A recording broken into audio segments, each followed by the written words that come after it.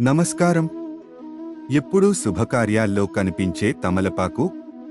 దాని గురించి ఈరోజు మనం తెలుసుకుందాం. తమలపాకును శుభప్రదంగా భావిస్తారు. ఇంట్లో జరిగే శుభకార్యాల్లో తమలపాకు ఉండే తీరాల్సిందే. తాంబూలం, ఉవాచలం, దీపం వంటి వాటిలో తమలపాకును ఉపయోగిస్తారు. రావి, వేప, ఉసిరి చెట్ల కంటే తమలపాకు శక్తివంతమైనదని శాస్త్రం చెబుతుంది.